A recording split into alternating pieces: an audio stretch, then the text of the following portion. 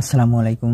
আমাদের আজকের সমস্যাটি আছে যে মূলবিন্দু হইতে ধ্রুবক এ দূরত্বে অবস্থিত সকল সমতলের আংশিক অন্তরক সমীকরণ নির্ণয় করো। তাহলে আমাদের এখানে প্রশ্নে বলা আছে কি, যে বলা আছে মূলবিন্দু হইতে ধ্রুবক এ দূরত্বে, মানে একটা থাকবে মূলবিন্দু, ওই মূলবিন্দু হইতে আমাদের ধ্রুবক এ দূরত্বে অবস্থিত সকল সমতলের আংশিক অন্তরক সমীকরণ নির্ণয় করতে হবে। এই প্রশ্নটির আমরা এখন সমাধান দেখব, আর আমি সমাধানটি আগে থেকেই করে রেখেছি। এখন আমি আপনাদের একটু এই সমাধান থেকে বুঝিয়ে দিচ্ছি। তাহলে আমরা প্রথমে ধরে নেব যে প্রশ্নে আমাদের বলা আছে যে মূলবিন্দু হইতে এ দূরত্বে অবস্থিত সকল সমতলের আংশিক অন্তরক সমীকরণ নির্ণয় করো।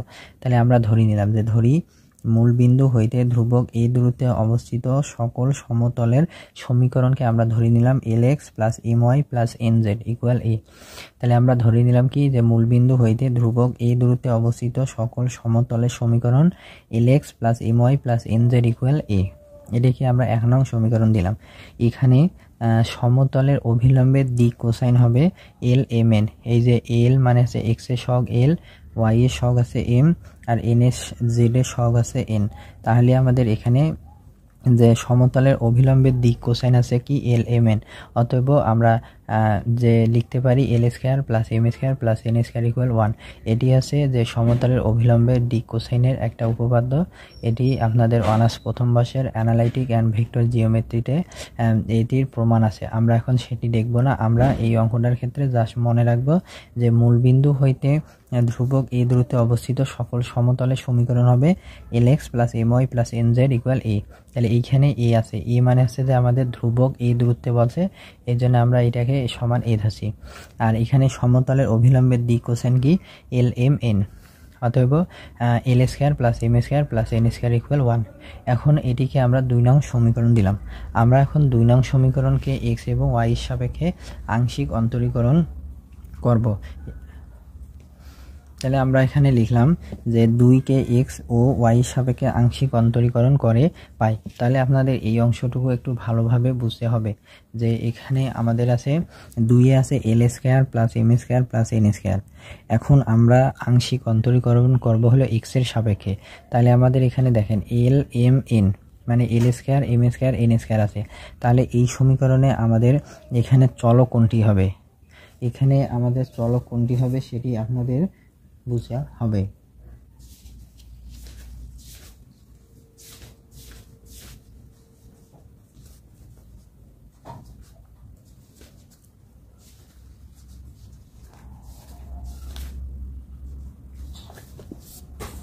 তাহলে আমরা যদি একটু দেখি যে এখানে l square plus m square plus n square equal 1 আছে। তাহলে আমাদের এখানে আছে যে চলক কোনটা হবে আর আমাদের এখানে ধ্রুবক কোনটা হবে। তাহলে আমরা এটিকে কিভাবে বুঝবো যে আমাদের এখানে চলক কোনটা হবে আর ধ্রুবক কোনটা হবে। দেখেন x এর সাথে আছে l, x এর সহগ আছে l। তাহলে আমাদের এইখানে এই l স্কয়ারকে x এর সাপেক্ষে আংশিক অন্তরীকরণ করতে হবে। আর আমাদের এখানে আছে l মানে m, এখানে দেখেন y এর সহগ আছে m, আর এখানে আছে m স্কয়ার। তাহলে এই m স্কয়ার হবে আমাদের এখানে ধ্রুবক, এই ধ্রুবকের আংশিক অন্তরীকরণ হবে 0। আর এখানে z এর সঙ্গে আছে হলো n। আমরা জানি z হচ্ছে একটা অধীন চলক। তাহলে z কে আমরা x এবং y উভয়ের সাপেক্ষে আংশিক অন্তরীকরণ করতে পাবো। তাহলে আমরা কি পাইলাম, যে আমরা এখান থেকে পাইলাম যে এই l হচ্ছে আমাদের এখানে স্বাধীন চলক, অর্থাৎ l কে যদি আমরা x এর সাপেক্ষে আংশিক অন্তরীকরণ করি তাহলে হবে 2l।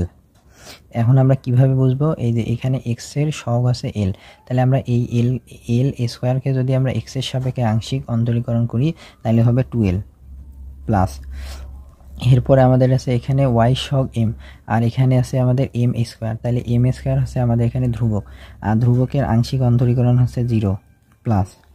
এরপরে আমাদের এখানে আছে দেখেন z এর সহগ আছে n, আর এখানে আছে n স্কয়ার। তাহলে n স্কয়ারকে যদি আমরা আংশিক অন্তরীকরণ করি তাহলে আমাদের হবে যে 2n, কিন্তু n কিন্তু আমাদের এখানে x ছিল না, তাহলে এজন্য n কে আবার আমাদের আংশিক অন্তরীকরণ করতে হবে। তাহলে আমরা যদি n কে আবার আংশিক অন্তরীকরণ করি তাহলে কিন্তু আমাদের এই অংশটুকুর মতো আমাদের আংশিক অন্তরীকরণ করতে হবে, অর্থাৎ এটির পরিবর্তে আমরা কি লিখব, তাহলে এখানে কিন্তু আমাদের z আছে, তাহলে আমাদের লিখতে হবে del z by del x equal, আর এখানে আছে হলো কি যে 1কে যদি এক্স এর সাপেক্ষে করি তাহলে এটি হবে 0, বা এখান থেকে আমরা পেলাম 2l প্লাস 2n, আর আমরা জানি যে p সমান, তাহলে p সমান আমরা কি জানি ডেল এক্স জেড, তাহলে আমরা এখন এই অংশটুকুর পরিবর্তে p বসাবো, তাহলে আমাদের এখানে হলো 2l প্লাস 2np ইকুয়াল 0। এখন আমরা যদি উভয় পাশে 2 দিয়ে যদি ভাগ করে দিই তাহলে আমাদের থাকে l প্লাস np ইকুয়াল 0, বা এখন আমরা যদি এখান থেকে l এর মান বের করি l সমান মাইনাস np, তাহলে আমরা l এর মান পাইলাম মাইনাস np, তাহলে এই যে দেখেন এইখানে আমরা লিখে দিলাম হলো l সমান মাইনাস np। এখন আমরা আবার যদি এই 2 নংকে এবার যদি y সাপেক্ষে করি তাহলে দেখেন এখানে y আছে, y সহগ আছে m, আর এখানে x এর সহগ l, তাহলে এখানে আছে আমাদের x হবে, এখন এইখানে x হবে কি, x হবে আমাদের এখানে ধ্রুবক, আর এইখানে যে m আছে এই mটা হবে আমাদের এবার কি যে mটা হবে আমাদের এবার চলক, কারণ কি এখানে দেখেন y সহগ আছে m, এরপরে আমাদের এখানে আছে n স্কয়ার, তাহলে n স্কয়ার এখানে আছে z এর সহগ n, তাহলে আমরা n স্কয়ার আছে আমাদের এখানে অধীন চলক, বা n স্কয়ার যুক্ত এখানে পদ যে আছে nz, এই nz হচ্ছে এখানে অধীন চলক। তাহলে আমরা যদি একে আংশিক অন্তরীকরণ করি তাহলে l স্কয়ারকে y সাপেক্ষে করলে হবে 0 প্লাস, এরপর আমরা যদি m কে করি তাহলে হবে আমাদের 2m। এটি কিভাবে হলো আমি আর বিস্তারিত দেখাচ্ছি না, আপনারা এটি করে নেবেন। এরপরে দেখেন এখানে আছে n স্কয়ার, তাহলে আমাদের এটিকে যদি করি y সাপেক্ষে তাহলে হবে 2n, আর আমরা যদি আবার এখানে আছে z, তাহলে আমরা কিন্তু ধরব হলো এইটা, কিন্তু সাপেক্ষে নেব হলো এইটা x y z, মানে সমতলের অভিলম্বের দিক কোসাইনের সহগগুলো নিয়ে আমরা হিসাব করব। তাহলে আমরা যদি এখানে z আছে তাহলে z কে যদি y সাপেক্ষে করি তাহলে ডেল y z ইকুয়াল, আর এখানে 1 কে করলে হবে 0, বা তাহলে আমরা যদি 2 দিয়ে ভাগ করে দেই তাহলে হবে কি m প্লাস n, আর আমরা জানি del z by del y এটি মানে আছে p ইকুয়াল 0, বা তাহলে আমরা যদি এখান থেকে m এর মান বের করি m সমান মাইনাস np, তাহলে দেখেন m সমান আমরা কি পেলাম মাইনাস np, আর এখানে পাইলাম হলো l সমান মাইনাস np। এই অংশ দুইটা আমাদের এখন আমরা পাইলাম যে দেখেন m সমান মাইনাস আমাদের এইখানে আমরা জানি যে এই অংশটুকু একটু মিস্টেক হলো, যে আমরা ডেল ওয়াই জেড এটি মানে হচ্ছে আমাদের q, del z y q, বা m সমান মাইনাস n এটি হবে আমাদের কিউ, কারণ আমরা জানি p সমান কি ডেল এক্স জেড, আমার কিউ সমান আছে ডেল ওয়াই জেড। তাহলে পির পরিবর্তে আমরা বসালাম ডেল এক্স জেড, আর কিউ এর পরিবর্তে ডেল ওয়াই জেড বসালাম, তাহলে আমরা কি পাইলাম এল সমান মাইনাস এনপি, এম সমান মাইনাস এন কিউ পাইলাম, যে এই যে আমরা এখানে লিখে দিলাম। এরপরে আমরা হলো এল ও এম এর মান আমাদের যে 2 নং সমীকরণ ছিল 2 নংয়ে বসিয়ে পাই, তাহলে আমরা এখন আমার এল আর এম এর মান 2 নম্বরে বসাবো। তাহলে 2 নম্বরে আমাদের কি আছে দেখেন, 2 নম্বরে আমাদের আছে এল স্কয়ার, তাহলে এল এর মান আমরা কি পাইছি মাইনাস এনপি তারপর স্কয়ার, এরপর এখানে প্লাস এখানে প্লাস, তাহলে এম এর মান আমরা কি পাইছি মাইনাস এন কিউ তার উপরে স্কয়ার এখানে স্কয়ার প্লাস এখানে এন স্কয়ার যে এন স্কয়ার ইকুয়াল 1। তাহলে আমরা যদি এখন বর্গ করি মাইনাস এনপির বর্গ করলে হবে এন স্কয়ার পি স্কয়ার, এখানে প্লাস এখানে প্লাস, মাইনাস এন কিউ এর স্কয়ার করলে হবে n square q square plus n square equal 1। এরপরে আমরা এখানে এন স্কয়ার এখানে এন স্কয়ার এখানে এন স্কয়ার, তাহলে এন স্কয়ারকে কমন নিলে হলো p square plus q square, আর এখানে আছে 1 ইকুয়াল 1।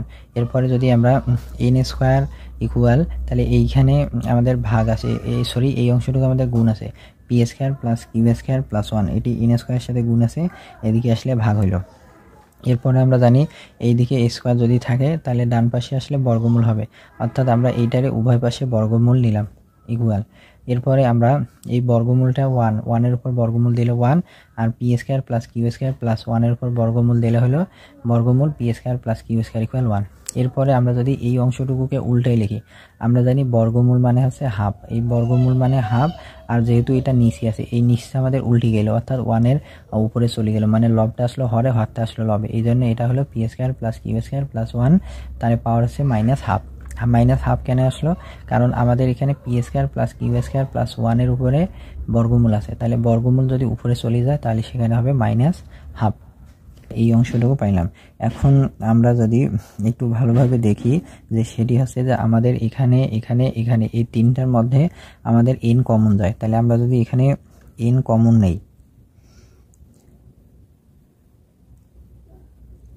তাহলে আমরা এখানে এন কমন নেব। এন কমন নিলে হবে minus p x, minus N common নিলে এখানে হবে মাইনাস কিউ ওয়াই, আর এখানে এন কমন নিলে হবে প্লাস জেড ইকুয়াল এ। এরপর আমরা কি করব, এখানে এন কমন নিয়ে এই লাইনটা আবার লিখলাম।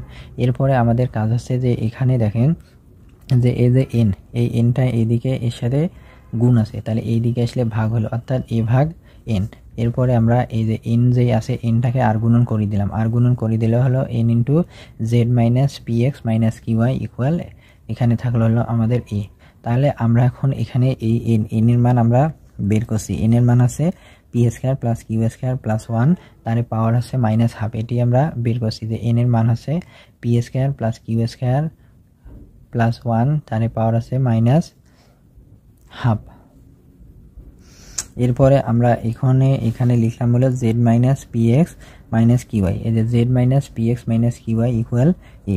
এরপর আমরা এখানে দেখেন আমাদের p square plus q square plus 1, তার পাওয়ার আছে মাইনাস হাফ। এই অংশটা যদি আমাদের আসে হলো বাম পাশে গুণ হিসাবে, তাহলে এটি ডান পাশে আসলে এটা ভগ্নাংশটা আমাদের এখানে মাইনাস আছে, এটি পাওয়ারটা হয়ে গেলে প্লাস, অর্থাৎ হলো কি a into p square plus q square plus 1, তার পাওয়ার হাফ। অর্থাৎ দেখেন p square plus q square plus 1, তার পাওয়ার ছিল মাইনাস হাফ। এই মাইনাসটা আমাদের পক্ষান্তর হয়ে ডান পাশে চলে আসলো। ডান পাশে চলে আসলে এই মাইনাস যে পাওয়ারটা ছিল এই মাইনাসটা প্লাস হয়ে গেল।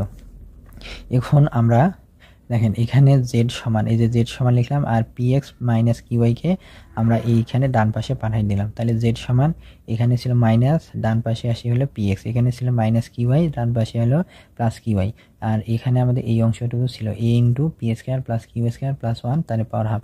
এই যে আমরা এখানে এই অংশটা লিখে দিলাম। তাহলে ইহাই নির্ণেয় আংশিক অন্তরক সমীকরণ। আপনারা এই প্রশ্নটি যদি কোথাও বুঝতে না পারেন তাহলে অবশ্যই কমেন্ট করে জানাবেন। ধন্যবাদ সকলকে।